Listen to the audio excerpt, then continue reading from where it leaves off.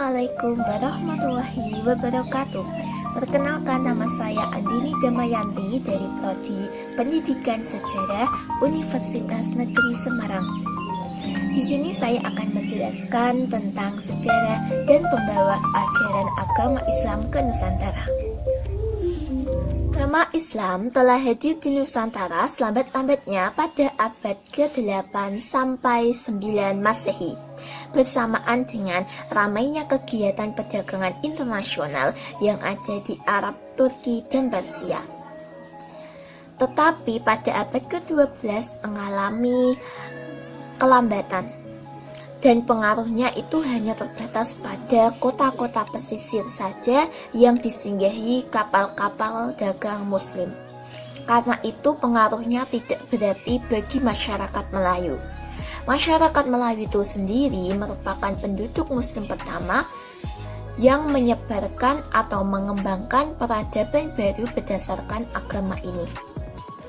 Pengaruh kehadiran agama ini mulai tampak pada abad ke-13 sampai 15 Masehi. Setelah berdirinya dua kerajaan besar, yaitu Samudra Pasai dan Malaka.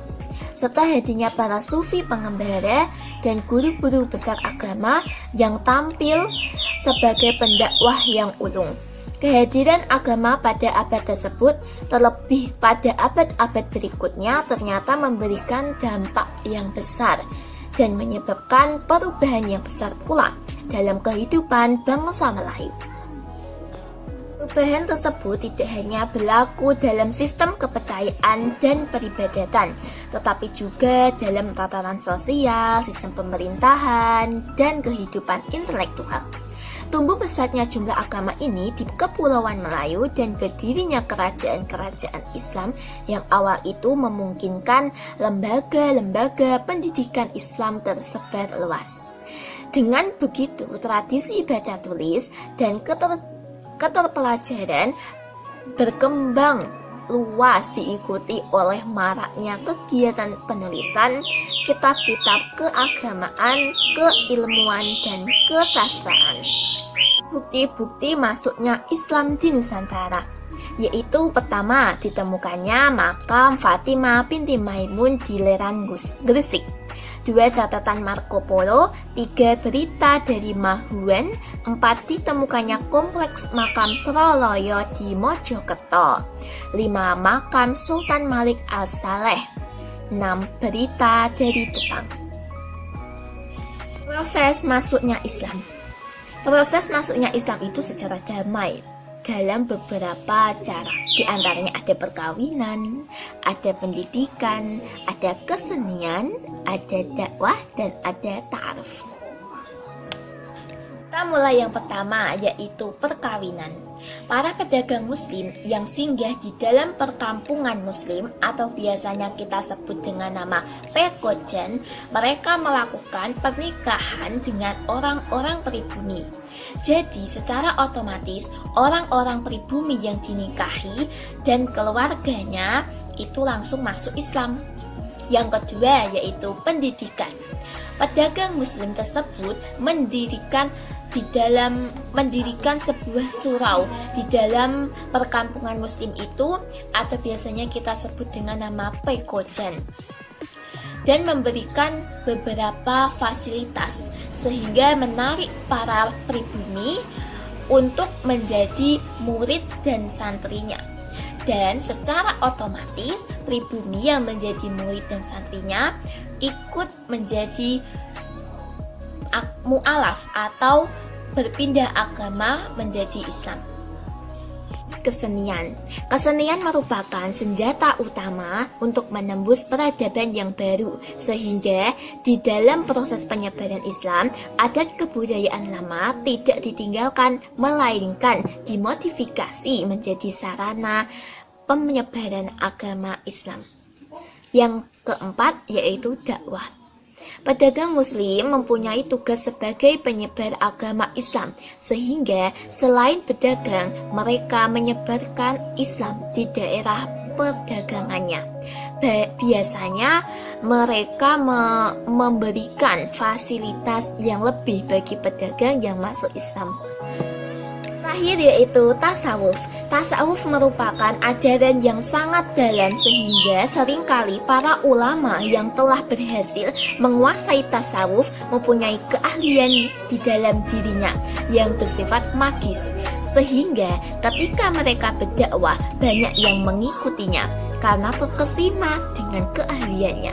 Tasawuf diajarkan tanpa harus mengubah pola tataran tradisi masyarakat yang sudah ada sehingga masyarakat lebih mudah menerima ajaran Islam. Pembawa ajaran Islam ke Nusantara diantaranya dibawa oleh Wali Songo. Siapa sih Wali Songo? Wali Songo adalah wali yang berjumlah 9 orang yang menyebarkan agama Islam di Nusantara. Wali Songo terdiri dari 1. Malik Ibrahim atau Sunan Gresik, 2. Raden Rahmat atau Sunan Ampel, 3. Maulana Mahdum Ibrahim atau Sunan Bonang, 4. Raden Paku atau Sunan Giri, 5. Raden Syahid atau Sunan Kalijogo, 6.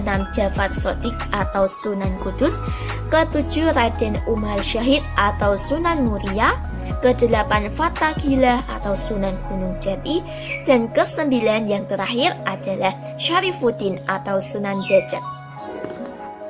Yang pertama yaitu Sunan Gresik.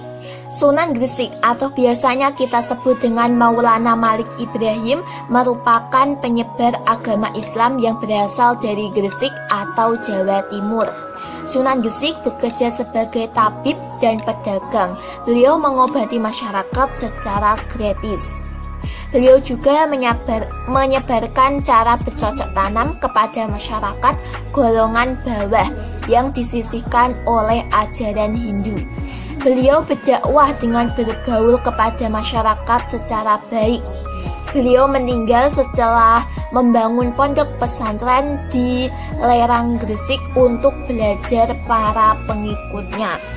Yang kedua yaitu Sunan Ampel. Sunan Ampel merupakan putra pertama dari Sunan Gresik. Beliau membangun pondok pesantren di Delta Surabaya. Ketika Kesultanan Demak dibangun, beliaulah yang memprakarsai lahirnya kerajaan Islam pertama di Jawa ini. Beliau juga yang menunjuk Raden Patah, muridnya itu, sebagai Sultan Demak yang pertama. Yang ketiga Sunan Giri. Sunan Giri menyebarkan Islam melalui seni.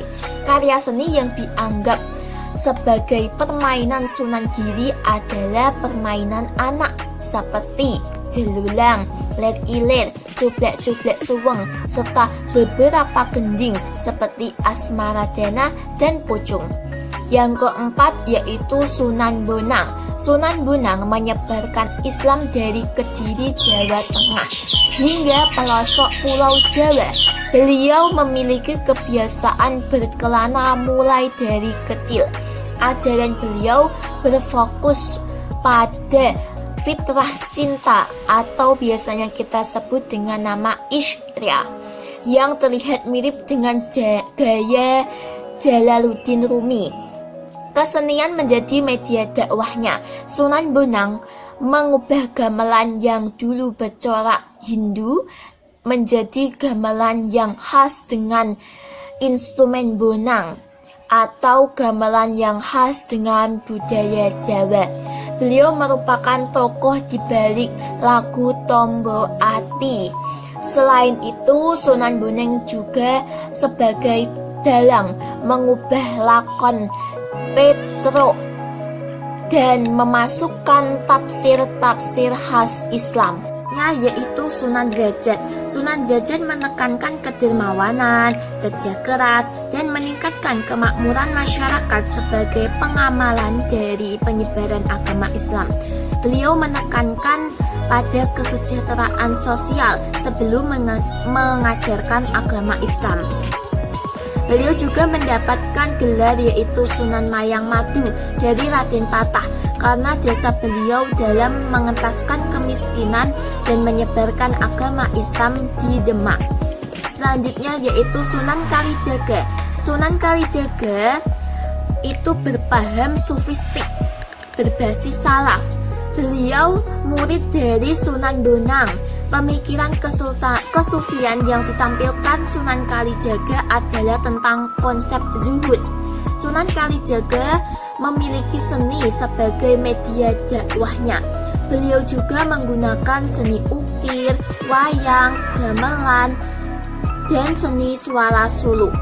Beliau juga merupakan tokoh pencipta baju takwa, perayaan sekaten, grebeg mulut, layang kalima sada, dan lakon wayang Petruk Jadi Raja. Seni tersebut membuat banyak orang tertarik, dan bahkan Adipati Jawa memeluk Islam atas jasa Sunan Kalijaga. Selanjutnya Sunan Kudus. Cara berdakwah Sunan Kudus meniru pendekatan Sunan Kalijaga yang sangat toleran kepada budaya setempat. Dakwah beliau juga disampaikan secara halus. Beliau juga mendekati masyarakat dengan memanfaatkan simbol-simbol Hindu dan Buddha. Ini bisa terlihat pada arsitektur Masjid Kudus. Beliau juga pernah menjadi senopati di Kerajaan Demak. Selanjutnya Sunan Muria. Sunan Muria banyak menyebarkan agama Islam di sekitar Jawa Tengah. Sarana yang dipakai untuk berdakwah serupa dengan Sunan Kalijaga, yaitu lewat kesenian dan kebudayaan. Beliau juga bergaul dengan rakyat jelata sambil mengajarkan keterampilan bercocok tanam, berdagang, dan melaut. Yang terakhir yaitu Sunan Gunung Jati. Sunan Gunung Jati merupakan satu-satunya wali yang menjadi kepala pemerintahan. Beliau memanfaatkan posisinya untuk menyebarkan ajaran agama Islam. Beliau itu mendirikan Kesultanan Cirebon dan Banten. Beliau juga mendekati rakyat dengan membangun infrastruktur berupa jalan-jalan penghubung antar wilayah. Adapun teori-teori pendukung tentang pembawa ajaran agama Islam ke Nusantara. Yang pertama yaitu ada teori Gujarat atau teori India.